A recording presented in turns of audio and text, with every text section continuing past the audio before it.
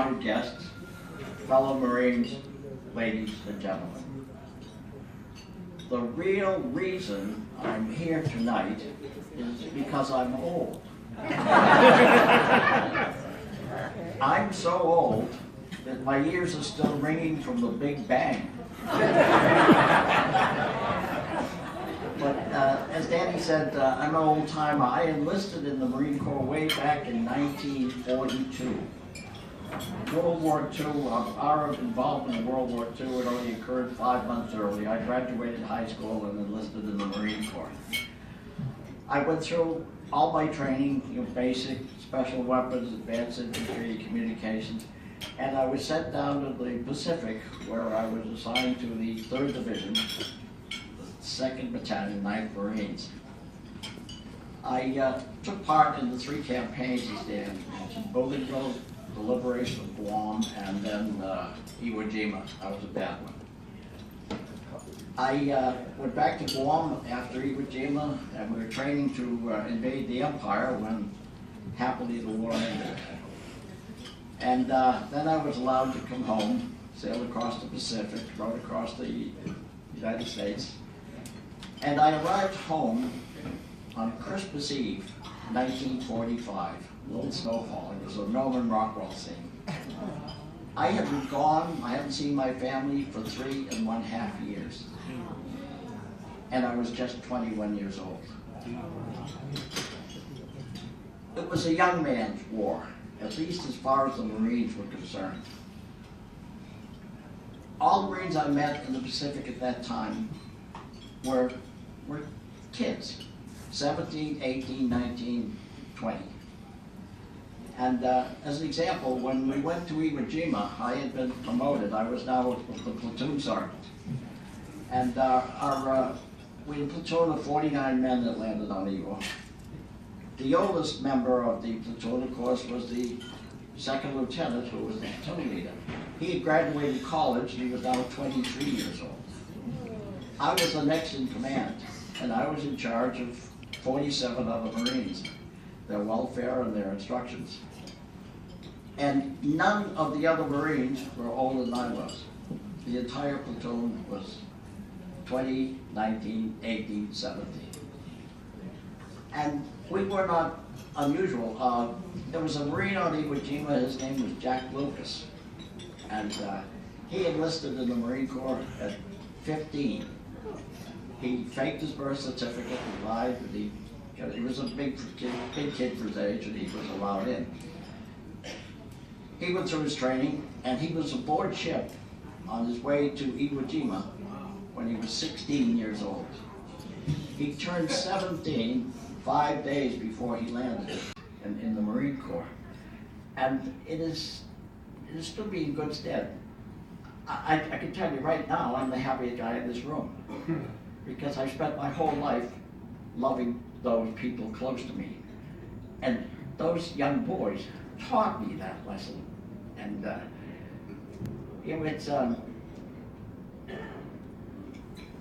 you guys from Vietnam will agree with me on this probably, because most of you were teenagers when you went to Nam. 15,000 Marines were killed over there, and almost 9,000 were 21 or under. The youngest Marine killed in Vietnam was age 15.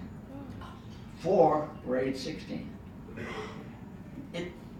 I don't know, I can't explain, but the emotion that comes from people in combat, when their mates are with them,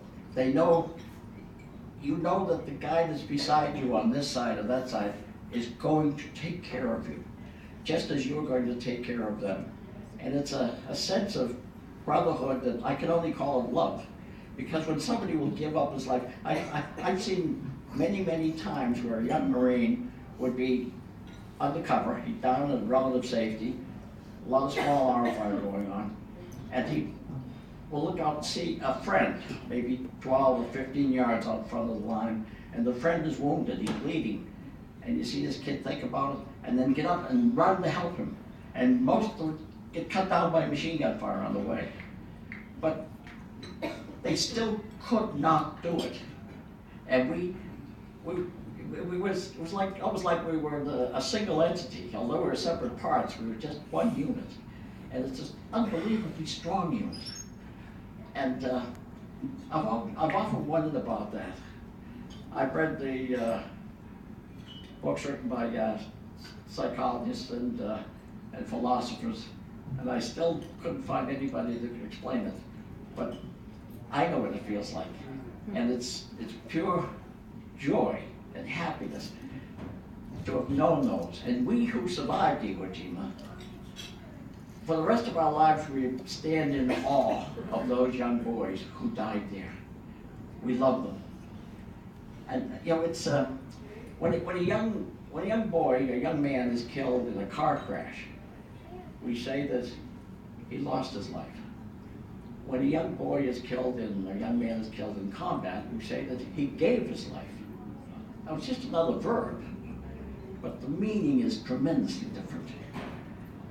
That young kid in the car crash, when he climbed out of bed that morning, he had no idea what was waiting for him. But the young Marines that I knew and I served with, when they left the security of that troop ship and climbed down the cargo net to get into the landing craft and head for the beach, they knew there was a very good chance that they would die. And still they went, and they died. Everybody dies. They gave up their lives. They gave up that feeling that we all had when you finish your tour of duty, you take off your uniform for the last time and you hang it up and you look at it and say, with pride, you say, I did my job and I did it well. They never had that opportunity. And they never knew the joy of excitement and the expectation of your first day at college or your first day at work and we start a new career. They never knew the fun of meeting new friends when you get back, of new acquaintances. And they gave up that fun that young men have when they start dating pretty girls. And they gave that unbelievable sense of joy, of happiness that a young man feels when he falls in love. They gave that up. And they gave up the nervous excitement that comes when you dance with your new bride at your wedding. And mostly they gave up that unbelievable feeling of wonder and joy when you hold in your arms your newborn child. And I often think of all the Little League games, the school recitals, school plays. They never attended, they never had that life. And when they got older, they never knew the fun and excitement and nervousness of walking your own daughter down the aisle at her wedding. And then they gave up what to me is probably the greatest joy of all. That's when you get on the back nine of life and you see your little grandchild come running and jumping into your arms, and you hold that little kid and love him with every fiber of your body. And that is such a joy. And they gave that up freely and willingly. And I'm 94, and they're still 17, 18, 19, 20. And it's such a wide span of time. And that span of time is filled with the years they never lived. Those years make up the lives they gave to you and to me so that we can live our lives in freedom.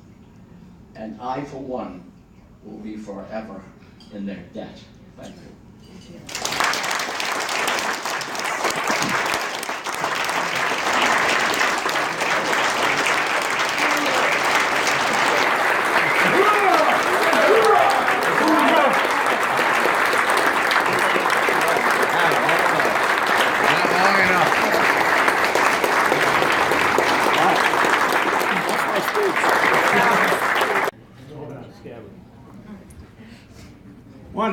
One of the tricks in the Marine Corps is that you always have to watch for this. A lot of times, we'll have Marines that get married and have somebody then, they'll use their swords or sabers for the cake cutting, And the next thing you know, somebody takes it out of their hands and slaps it right into the scabbard, and it'll never come out again. Because so we try to protect the sword and scabbard by doing this. So, Major DeWolf, if you slice into the cake there and then cut a piece for. Oh yeah. Careful. Well done. Right. Went to college. I got this. Hoorah.